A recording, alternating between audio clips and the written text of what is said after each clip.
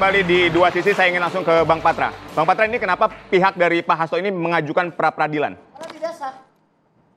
Penetapan tersangka kan nggak sah. Saya ada cerita menarik, Pak. Mic-nya silakan, Bang. Oh ya, Sampai lupa. Saya ada cerita menarik, Pak ya. Penyidik katanya sudah senior, udah banyak pengalamannya. Saya tanya, Pak, pasal 5 Undang-Undang KPK itu asasnya apa sih? Nggak hafal, mungkin beliau ini juga nggak hafal 6 asas KPK ini. Apa, Pak? Ya kok ketawa? Apa? Anda yang uji udah silakan jawab. Ya itu yang saya bilang. Saya nggak mau diuji, silakan Anda jawab. Ya, itu yang saya bilang. Kadang penyidik ini dia lupa asas yang harus dia lakukan. Makanya karena lupa nggak populer perkaranya. Sekarang ini. Saya mau bilang kepastian hukum. Mana kepastian hukumnya?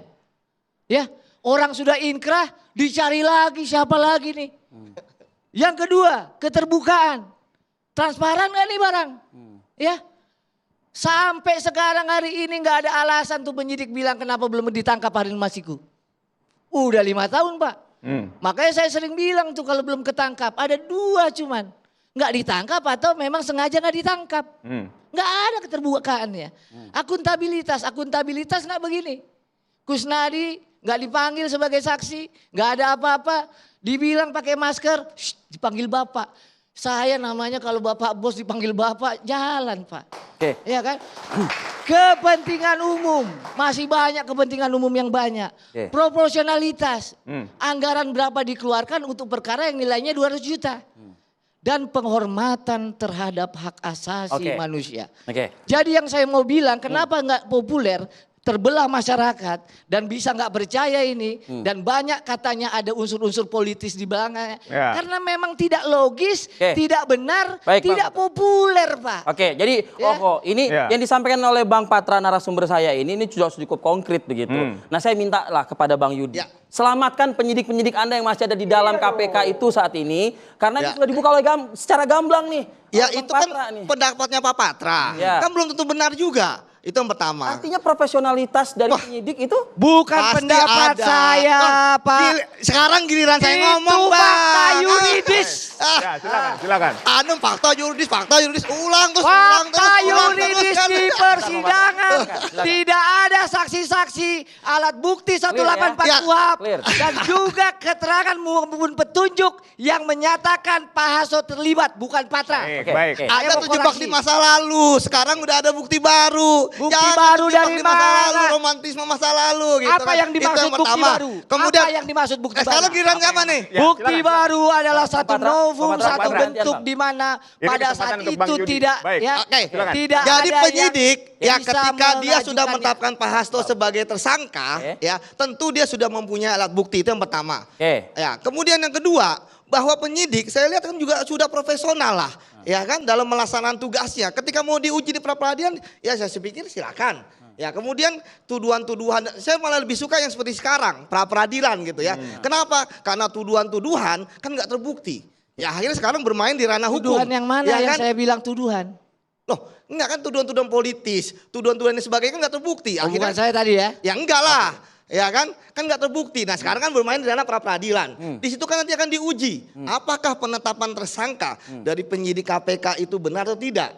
Saya pikir pemohon punya berbagai macam argumentasi yang dibungkus sedemikian rupa. Tapi kan KPK juga punya hak untuk menjawab permohonannya. Baik, Bang Yudi. Tapi kan yang menarik dari tadi Bang Patra ini selalu ngomong tentang fakta yuridis atau ini percaya dengan karangan penyidik KPK. Nah, Anda bolehlah silakan menjelaskan Ya, soal itu. saya nggak percayalah penyidik itu mengarang gitu kan. Penyidik pasti punya dasarnya.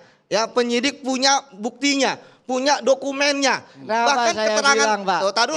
Kenapa Bahkan saya keterangan bilang? Ya. bahkan penyidik KPK pun tidak akan mendasarkan kepada keterangan saksi saja.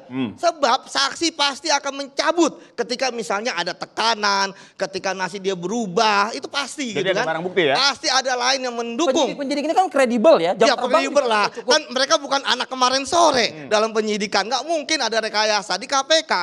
Ketika pun misalnya ada perintah dari pimpinan, pasti penyidik tidak akan mau merekayasa bukti, tidak akan mau membuat keterangan palsu seperti itu. Jadi saya pikir tegaskan ini udah clear and distinct lah. bahwa dalam perkara Pak Harun Masiku entah perkara lain, ya Pak Yudi mungkin perkara lain mantap, ya di perkara lain oke, di perkara lain bagus.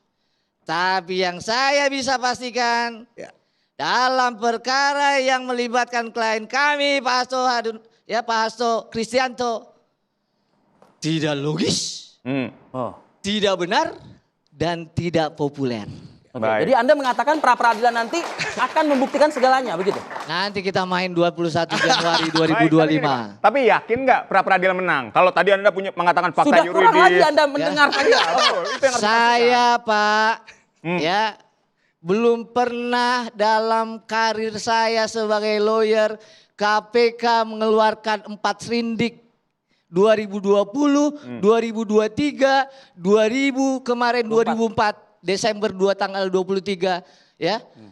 Dalam satu perkara. Nah, boleh dijawab. Ya, kalau emang abang setiap saat menjadi pengacaranya para tersangka korupsi kan nggak juga, Bang. Ada yang namanya sprindik utama, ada namanya sprindik tambahan ketika membutuhkan penyidik lagi, kan sprindik tambahan. Kalau belum ada yang diperiksa, pengembangan. Satu sprindik. Dua, terkait dengan suap sama menghidangi penyidikan. Kalau belum diperiksa, itu boleh kita berdebat. Kalau dalam persidangan disebut nama yang lain, itulah namanya pengembangan.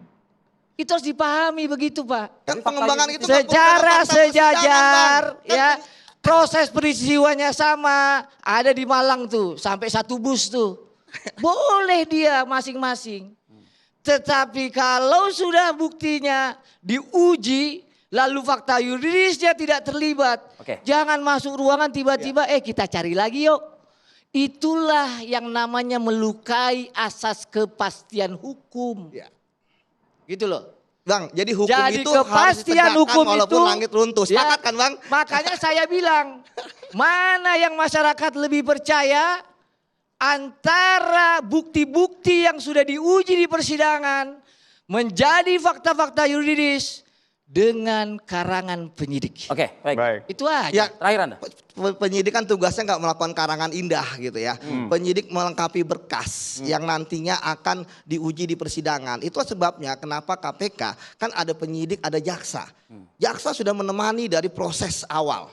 Ya termasuk bagaimana teknisnya sprindik itu, apakah primer ataukah subsidiar, apakah akhirnya dua-duanya primer gitu ya. Itu pasti sudah kerjasama mereka. Jadi 2 latar penyidik dari jaksa dan penyidik. Udah bekerja sama dalam kasus ini. Sehingga kemudian makanya tadi saya katakan kan KPK tidak mungkin membuka semua bukti dalam proses penyidikan ini. Itu sebabnya kenapa cerita itu belum tentu benar. Karena ketika nanti diuji, ada kok terdakwa yang bebas. Ketika ada perbuatan pidana, ternyata bukan pelanggaran pidana. Onslah dia lepas. Bukti-bukti apa yang nanti akan dihadirkan di pra peradilan? Bukti-bukti yang akan di peradilan. Kita tunggu tanggal main. Tunggu tanggal main ya terakhir, ya memang penasihat hukum nggak ada yang mengatakan bahwa klien saya memang seperti ini pasti membela itu kan. Jadi menurut saya itu adalah hal yang biasa dan dinamika itu. Bela saya itu pakai fakta yuridis.